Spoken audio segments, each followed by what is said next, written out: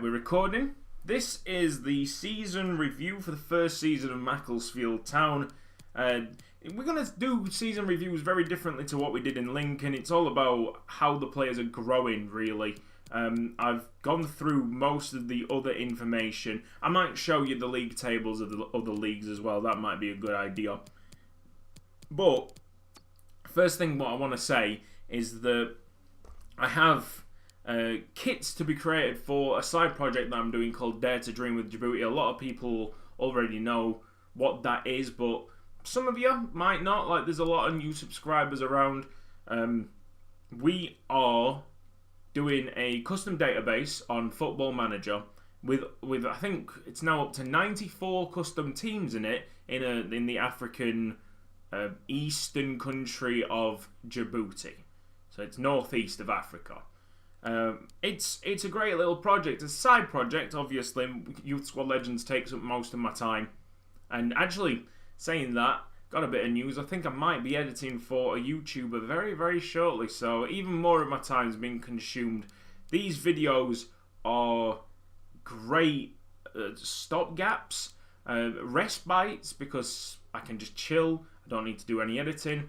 And we can talk about what's happened in the season. But if you want to help me with creating these kits, Perry jumps off the bed. Hopefully he doesn't want to go out because I've got boxer shorts on. I don't want to stand up. In fact, I definitely don't want to stand up because this kit is so tight.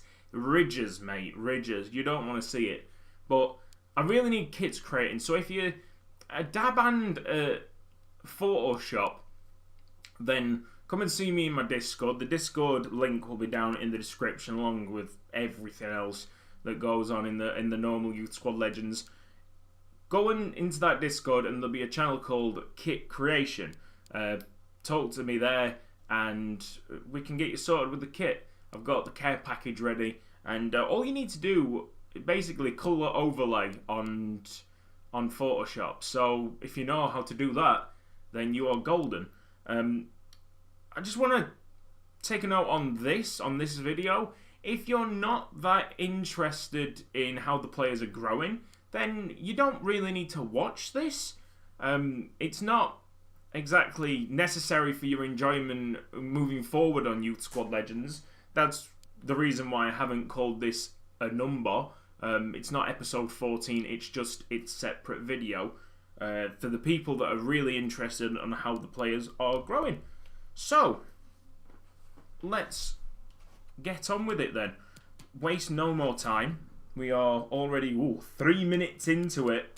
Okay, so all I'm going to do is start skimming left and then talk about what I've improved. So Ian Robertson has been a solid goalkeeper for us.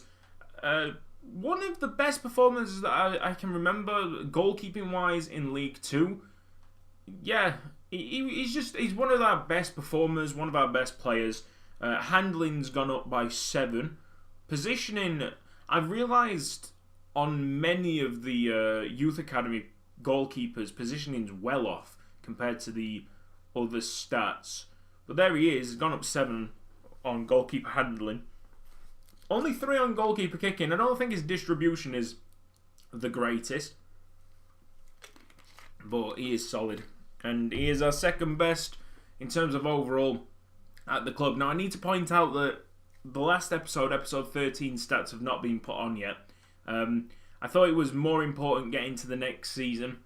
And I think this is what I'm going to do moving forward. Getting to the next season, sorting out the ethnicity problems of the players, and trying to make Youth Squad Legends as realistic as possible. It's already took me, I did a little session on it, it's about 4 hours. Already took me like 4 hours to do. I think Argentina's the first country alphabetically. So Argentina to England's League 2. That took me 4 hours to sort out. And I think I missed the Chinese Super League out because I need to find certain codes that will generate one of them lovely little preview faces, you know, on the right hand side of your screen right there. It's tough, it's difficult, but the good news is that you can do a couple of combinations of code in the cheat engine, and all of a sudden their face can change from Spanish to Japanese, Japanese to African. It's pretty easy. It's just a little bit time consuming. So hopefully nothing goes wrong with the save. Touch wood, because I know what I'm doing. It's just taking a lot longer, and that's the most important reason why these videos are here, because they act as like this kind of bridge between seasons where I really need to get things sorted. I already said to the lad that I'm hopefully going to edit with that I could get a video done for him by Sunday, but judging by what's happened in the last couple of days, I might have to tell him, look, I can't do it this week. Which is cool because he's pretty loose with that. Hopefully, he's cool with it. So there's Ian Robertson. Solid. I'm also bringing him up on physical and mentals, especially sprint speed and acceleration. I think like certain goalkeepers get a lot of stick or get really heavily downgraded compared to how actually quick they are and how sharp they are off the line. Ian Robertson is alright. Probably not as good as Capuo. Capuo seems pretty nippy. I like this guy. And if you've noticed, that's a special hairstyle that he's wearing. I know that a lot of people slagged off Edith Adika's new look, but I think Capuo's even more daring because that is a woman's hairstyle. Yep. He's not been with us for long. He's a 58 overall. But in that time, he's done really well, to be honest. I think he could push Robertson. He is, once again, a very, very good goalkeeper. And we've been pretty strong in this position. Not as lucky in certain positions that we'll talk about, but goalkeeper is really good. So he's more acrobatic. I don't know if he's like actual acrobatic goalkeeper, but he feels a lot more nimbler. Nimbler, is that even a word? Compared to Robertson. Is it? They don't show the class of the goalkeeper, so there's traditional and acrobatic, but says nothing here. No Berry. Right. So he's not too bad. He's your typical starting series goalkeeper. He's not going to last. He probably will go. Honestly. I can't see him not leaving, which is sad, but we got two better goalkeepers. Noel Berry, it's just that. We might see him in Regen Watch soon, just showing how he's progressing at the club that he gets sold at. So this is Max Jackson, Max with double X. This 5-star week for he's gone up by 5, and then physicals are just disgusting. The physicals, especially now that his strength's going up 2. So this is going to be a dark green stat in League 2. Max Jackson is going to be the strongest motherfucker around, apart from McKinday, obviously. It's going to be excellent to see it. Yeah, really happy with how he's progressing. Let's have a look. We've got 49 on the crossing. That's obviously very important for my overlapping wingers idea. Marking gone up by 6. Slide tackles gone up by 8. But you can see, like, this is heavy increasing compared to many of the other players. And I've not overdone it. I've not overkilled it. I still want these players to have certain areas of the game that they're just not good at, full stop. So eventually when they get to a target, then you'll see certain aspects of their game. For instance, for fullbacks to be crossing, standing tackles and marking, that start increasing a lot more than, say, free kick accuracy, which is not really appropriate, finishing, which is not really appropriate for a wing back, unless your name's Harvey Hull. So that's Max Jackson. Very happy with his performances last season. Probably the most overperforming player. Very consistent, solid. Wayne Olsen, I mean, he's done a good job being like that backup right back, even though he was totally not a right back. he's had a slight improvement in his stats. He's gone up by 4 on standing tackle and by 3 on stamina. Yeah, if you're going to be a winger, you've got to have better stamina than 54, haven't you? Like, you've got to be chasing up and down that field. And that's probably why I didn't like him much further up the field. Because if you are a winger that doesn't track back, then you're probably not going to be in my team. So that is him. I don't know what's going to happen to him in the future. He's good physically. He needs to train up a lot to actually become a possible right back selection in the future. But then again, you don't know what's going to happen next season. We could find a free agent that can take Wayne Olsen's place, and then all of a sudden he's out the door. But I guess it would be kind of sad to see him go, because he's not particularly done something dreadfully wrong.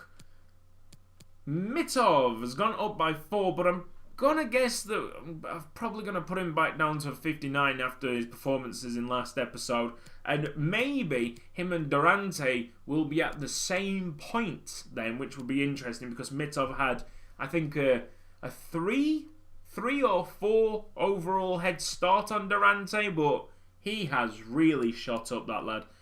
So, Alexander Mitov.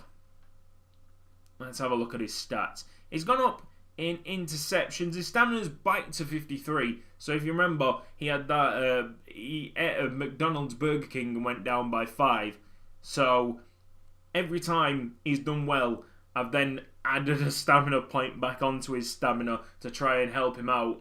And he's got to a stage where he's back to 53, which is excellent. Interception's gone up by 4. I think I said that. Short passing's gone up by 6. I think he's a nice ball-playing defender compared to Durante, who's more your traditional no-nonsense, just get it out sort of guy. And heading accuracy up by 6. Slide tackle 5. Standing tackle only up by 3. That's interesting, but it was a pretty solid stat to begin with. So that's him. Max Durante from New Zealand with them power free kicks. So these guys will be 59, I think, overall next episode. Really, really like the way Max Durante is, full stop. The only thing I would change about him is just roll his socks up a bit more. Just pull his socks up a bit more, should I say. Just get them up near your knees, man. Don't do that low sock stuff. But it's a patron choice, and they've made him look like that, which I kind of see. Like, he's kind of rocking that look now. I feel it. But the socks, just pull your socks up, mate. It's gone up by 6. His strength's gone up by 6. His interception's gone up by 8. And you'll know that centre-backs start with not very great interceptions, really. It's just one of them things. But, I mean, it could be worse. I think in FIFA 15, they used to grow in all that stuff, but never grow in the physicals. You'd rather start with physicals and then get all your mentals and technicals nailed down when you're actually a professional. That's much more realistic. So credit to EA for that little thing. But oh my god, they need to sort out this game big time, don't they? I think they've held off so long improving career mode that now the only way that they can make career mode players happy is that if they completely overhaul the system. And I'm scared. I'm genuinely scared for the future of this game. But it's fine, because we'll just move on to Football Manager if this is absolutely terrible. Although it's just not the same, isn't it? It's just not the same. Victor Mathis, you can see that he's gone down by 17, but that's only because he was a goalkeeper. He has flown up. Now, these increases are relative to the average... Perry's getting out the window, hang on. What are you doing, cat? No, I'm not letting you out. No! No, cat. No. Right, so these improvements are relative to the opponents that we play. So obviously the average in League 2 is probably about 60 overall, I'm sure you can agree. And Victor Mathis was playing as like a 26 or something like that, and he wasn't doing too bad. So why on earth Should it be a 26? You get him up as quickly as possible because he's playing like a proper League 2 player. So this is one of the most insane improvements that you'll see. He's got like up 9 in aggression, up 11 in slide tackle. And as these players get to the average of the league, I will slow them down, and only like exceptional performances will show, if you know what I mean. So Mitov didn't have an exceptional performance. It was far from that. It was below average, so he shouldn't be the average for the league. Therefore, he's dropping down to a 59. Durante doing the opposite. He should be the average for the league, so he's going up to close to a 60. Victor Mathis doing far better than what you expect, so he's going up rapidly. Jack Mitchell the same.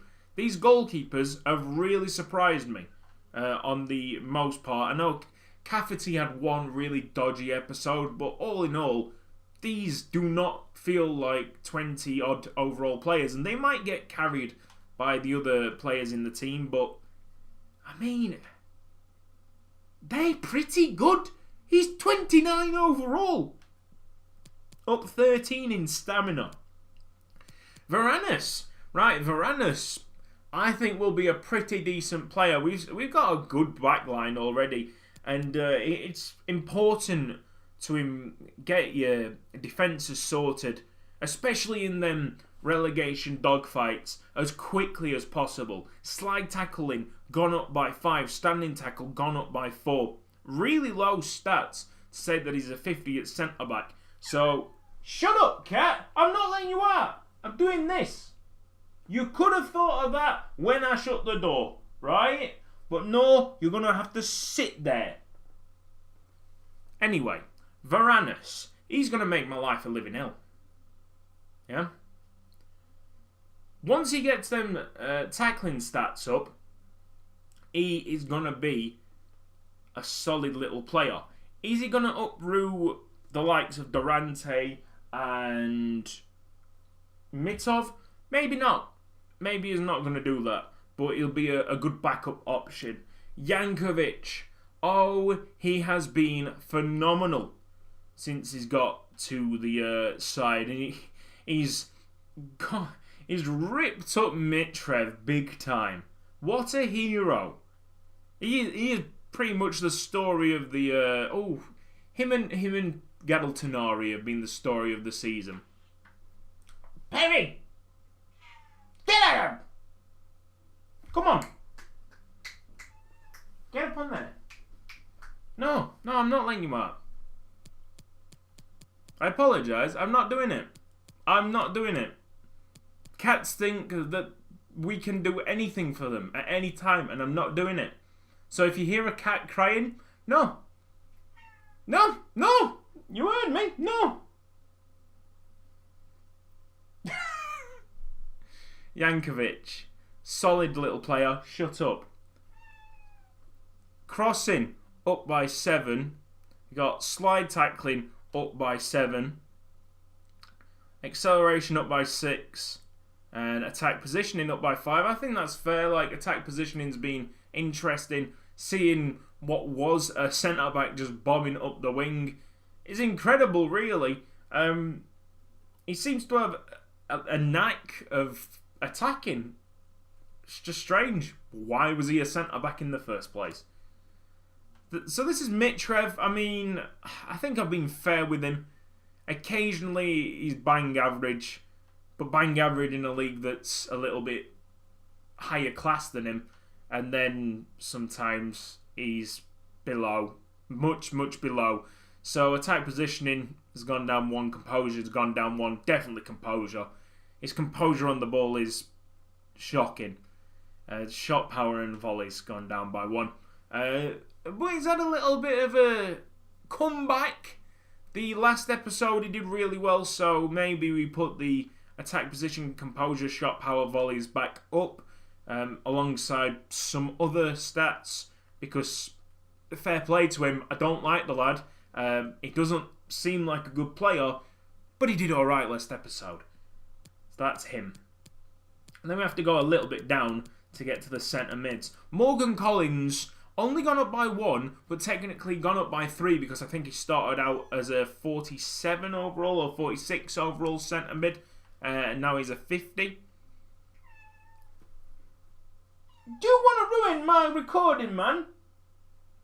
Yeah. I can't believe it. So his standing tackle's gone up by 10, trying to change him from a winger to a centre mid, a very rough and ready centre mid. Oh yeah, it's working out a treat. I'm going to have to pause this video, and that's really annoying, because I don't like pausing videos, and it'll get me right mad. But that cat, you know what, I'm glad that he's doing this, because it's entertainment, but that cat is doing my nutting. No, don't get back into the window, man. I was just fine. He's gone back into the window. Anyway, right. So, Morgan Collins, solid centre-back. Slide tackling going up as well. Shot power going up. The transformation from winger to centre-mid is almost complete because, yeah, you could feel it that he should have been in the centre of the field instead of out wide. He was just way better suited to that. Keith Brennan, after having a stunning start to his career at Macclesfield, being probably the standout player of the first episode, he's just not really moved on. And I mean, he was part of the problem in midfield, that there was just absolutely no creation. This is why Alçada has took off and Collins is doing well. Joseph Brady's been asked to move back. And Keith Brennan all of a sudden just, he's very, very far down the pecking order. I don't know if we're going to sell him, but it might be a possibility, you know. He's gone up, short passing's gone up by 5, okay? So there's parts of his game that have done really well improvement-wise. So that's Brennan. Mark Cafferty, yeah, again, another one that's improving massively because he is far lower than the league average. Apart from the one episode, I think it was episode, hang on, we're on episode 13, aren't we? So episode 12, Cafferty wasn't that great. So he had a little bit of issues. I think maybe short passing went down by 1, but overall throughout the season it's gone up by 7. So solid. He's 30 overall and feels like a 40 actually. From no, about what? Yeah, okay. He feels like a 40, just below Brennan. That makes sense. Interestingly enough, Keith Brennan, when I changed him from a CDM to centre mid, went down by 3, or 2, maybe. It says gone down by 3, but actually no, it could be 4 because he might have gone up by 1 overall throughout the season, but then I changed him to a centre mid, and then it went down by 4. Then technically the average is down by 3, if you know what I mean. Never mind. It's pretty complex. But he went down. Cafferty didn't. Cafferty just stayed there, and that's probably why the beauty of it, why he felt a little bit better, because if he were playing central defensive midfielder or centre mid, he would be the same. I don't know. Anyway, so that's him. Slide tackle's gone up by 9. We got marking at 8. Attack positioning at 8 because he's doing these darting runs, which is so weird to see. The goalkeeper should not be doing this. This guy might make it properly. So might Victor Mathis. Jack Mitchell, I'm not too sure of. Joseph Brady been asked to play so many positions this year, but he's found a home at centre mid. Very happy. Up 11 on the short passing. That is great. Plus 8 interceptions. He's a bulldog. He's our bulldog. He's very aggressive, which is why I think I'm putting aggression up. Yes, up by 7. It's one of his biggest improvements. Stamina's up by 7 as well. Big stat for midfielders is stamina. Wasim Al-Saad! Wasim, the dream. Oh, what a hero. He is the man that's really given Tonari that kind of freedom of expression upfield. I'm going to have a drink. So, he's up 7 on attacking positioning. He knows where to be on that edge of the box. His shots have declined, I think, a little bit through the end of the season, but he's doing so well in that midfield spot. I have no heart to downgrade him in shooting because he's still tried his very best. And he's got occasionally unlucky. Some of them have been on target. Goalkeeper's just done well. So there he is. He might also be doing quite decently because he's pretty nippy off the mark with that 75 acceleration and 70 sprint speed. So there he is. Ball control 69. Any big improvements there? 2 plus 6s, 3 plus 6s, 4 plus 6s. Yeah, not a bad player. Matthias Rybar, what an interesting conclusion this is, that the guy went up 7 when put into the wing. And even before I decided to play him as a winger or position him as a winger, he felt better as a winger. That really does show it. He's gone from a very terrible striker to a possible candidate for first team winger. It's bizarre, but there you are. Any improvements now, and it'll start to improve in terms of like winger displays. I know that I've already put like +2 on crossing because even before we changed him to a winger, he was playing on the wing occasionally. I think I'm going to be using a website called FIFA Rosters, just noting down everybody's stats, because then it'll show me what position they're actually the best in, just to give me a little bit more insight. Maybe some will change because of what I say, because of what I see on FIFA Rosters, but I kind of like the idea of getting the feel for the player, putting him into a position that I think is comfortable, no matter what the game says is technically the right thing.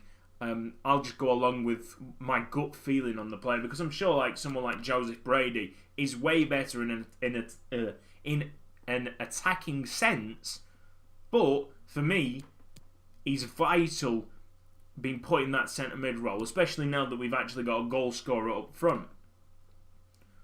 But we'll see. It'll be interesting. I think it'll just be an interesting experiment to see how many other players are completely wrong positioned, labelled as a winger and they're a centre mid, or labelled as a centre back and they're actually a winger. Something like that. That would be absolutely crazy to see. Here we go with Jerry Feeney. Oh yes, you are getting sold. He is our worst player. There you go. He's not as eccentric as Mitrev, but I would like to say that Mitrev has at least made me soften up to him. Jerry Feeney's done exactly the opposite. We've had Max Jackson on that wing for one game, I think. We had Rybar on that wing. We've had many players that shouldn't be playing right wing and doing a better job than the right winger. All in all, he had a couple of good performances. That's why he's gone up by 1 to a 50. But nothing much. Jerry Feeney is exactly a 50 overall. Like, he feels like a 50 overall. He feels 10 overall worse than everybody else on the field. That's why we're getting rid of him. Dennis Blisker. Who would have thought a central defensive midfielder would be better than an actual right winger at playing right wing? Gone up by 15. Just because we changed his position. Sprint speed up by 6. Of course, because of them Jamaican roots. I'm making him quick. You know I'm making him quick. That wasn't even in the question. Like, that was obviously going to happen. Long passing up by 4. Really decent at vision. The vision is solid. It actually has gone up by 5. There you go.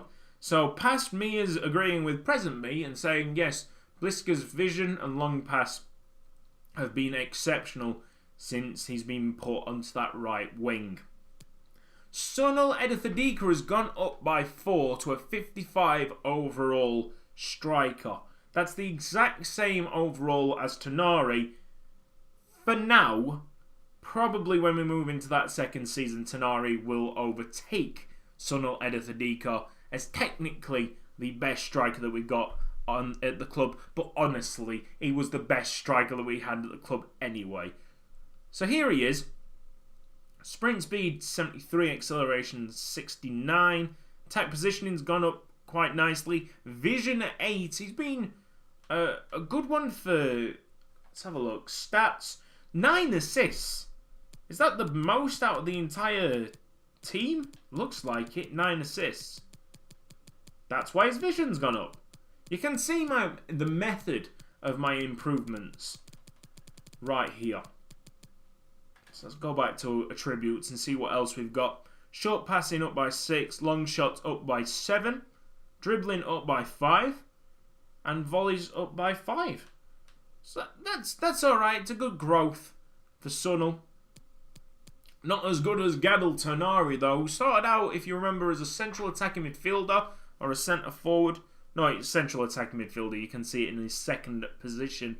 And he just had better finishing than the other central attacking midfielder that I think was actually Al Saad in that youth academy. So it was between them two who would become the striker. It's a good job that we chose Gadel Tonari, because what a player he's been. Let's just think about what he's done. Stats-wise, 17 goals, 4 assists in 27 appearances in a terrible team that could hardly create anything. Like, that is tremendous compared to Sunil's record. So, fair play, Gadel.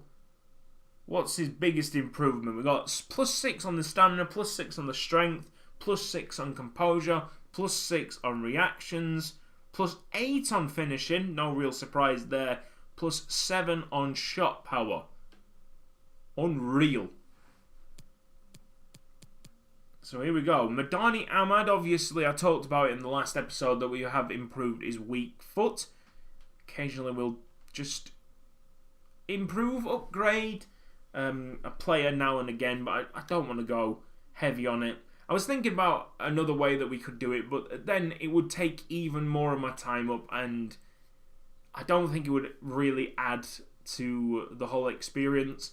Once we finish this series, I can go back to the drawing board, and scenarios have been working well, I think, but we could improve it. We can always improve things. So we got Madani Ahmed. He's gone up +7 in sprint speed. Yeah, that makes sense. And we have +4 in stamina. Just improvements like all over the board. Interesting that I've not touched curve or dribbling apparently. Alright. Finishing. Oh yes. Yes, his mental stats. I think Ahmad had a scenario when all his mental stats went up, so obviously the big improvement all around his mental stats. +7 on heading accuracy is interesting, +5 on finishing. Okay, 48 overall. And we've got the last two, okay. So Taylor Harris, even though he started off slowly, is beginning to show signs that he's actually an alright player. I think it was a bit too late in the season, because you can't really see it in the improvements here. But he put in that... It wasn't a delicious cross, but it was delicious to me because we actually put it in and won the game. But when we were either 2-0 or 2-1 down against Macclesfield, we somehow got that incredible comeback. I think it was against Macclesfield. I'm not too sure. But that incredible comeback from 2-0 down or whatever it was. to win it right at the death with the Tonari header. Or was it 3-4? Tonari scored 4 in a game. I'm so confused. Like this season has been a blur, but I'm pretty sure you know what match I'm talking about. Taylor Harris did put the ball in.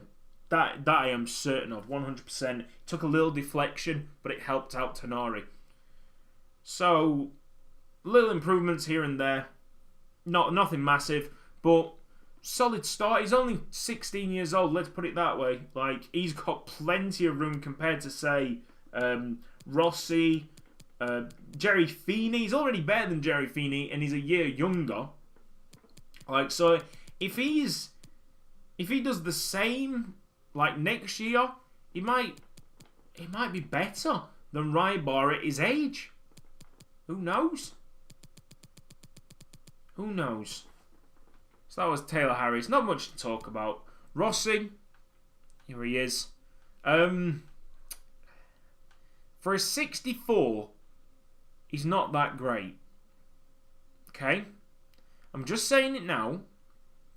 He stays 64 because usually what happens in an episode is the first couple of games, I'm like, he's not great.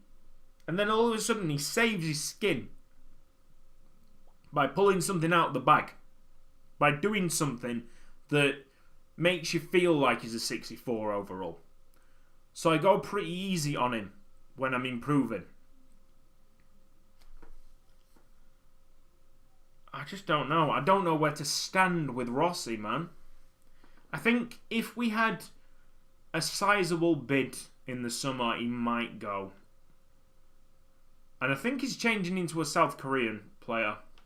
I don't know, I've not checked the poll for that. And I do apologise for not putting the poll on when I uploaded the video, but it was way down in my list of priorities, to be honest, lads. It was way down. There he is. +4 in dribbling. Don't know why I've done that. Oh, he's getting out the window again. But at the perfect time, because we just finished the attributes. Yeah. Rossi. There you go. If there's a big deal on the table, then he might leave. Yes! Oh, he's getting on the bed. Yeah, you get on the bed. You get on the bed. Let me finish this video. Yes. Wonderful. No, he's not getting on the bed. Okay, before I look at the other leagues, I'm going to open the door for him to piss off, and then we'll talk about who is dominating in the world of football in YSL Macclesfield. Back. The cat wasn't grateful, obviously. He's a cat. Other leagues. So, just want the big ones. Manchester City are the Premier League champions with 83 points. United were only a point behind. Arsenal were only 2, so that's a pretty close title chase. Newcastle finished 8th. Fulham finished 9th. That is madness. Going down, Brighton, Huddersfield and Cardiff. Not really surprising that Cardiff went down. Championship, West Brom and Stoke up automatically with Villa, Middlesbrough, Derby County and Leeds United all competing in the playoffs. Sheffield Wednesday just missing out. And then relegated, I think there's only 3 in the Championship. So Birmingham City, Bolton, Rotherham United going down. And we got League One, Oxford United. Where on earth did they find that from? Well, they're playing Championship football next season. Wow. With Barnsley. That is incredible. Scunthorpe, Sunderland and Peterborough. And Plymouth playing in the playoffs. And then 4 go down here. So we'll be playing Burton Albion next season. Wow. And Wimbledon, Wickham, Accrington. They're not surprising, but Burton Albion is a shock. Going up. Other leagues, of course. Let's have a look at our league then. Who's going up from our league? Notts County are the champions, aren't they? Alongside Crawley Town and MK Dons. We won't be facing them next season. Oldham, Lincoln, Cambridge, Newport all in the playoffs. So wonder if Akinde got promoted through the playoffs this season. Who knows? Who knows? Okay. Come on. You can pick competition? Oh! Oh, this is so much better. This is so much better. Right, okay. League 1. League 1. Paris Saint-Germain. Not a surprise. Bundesliga. Leverkusen. Bayer Leverkusen. Champions of the Bundesliga. Bayern Munich only could muster up 68 points from 34 games. Well, that is interesting. Serie A. Napoli over Juventus. That is an eye-opener. There's some interesting developments going on in the other leagues, isn't there? Roma, Inter, AC Milan down in 6th. Oh, that is an interesting table. Then we go to... whoever decided to put this in the game is a genius. It's the Santander League. Villarreal? What? What? Villarreal over Barcelona and Atletico Madrid. Real Madrid down in 6th. I'm stunned. I am stunned. So you think the story of this series so far was the fact that Macclesfield didn't get relegated? Oh no, Villarreal winning La Liga. That is madness. Is there anything else that I really want to be talking about beforehand? Not really.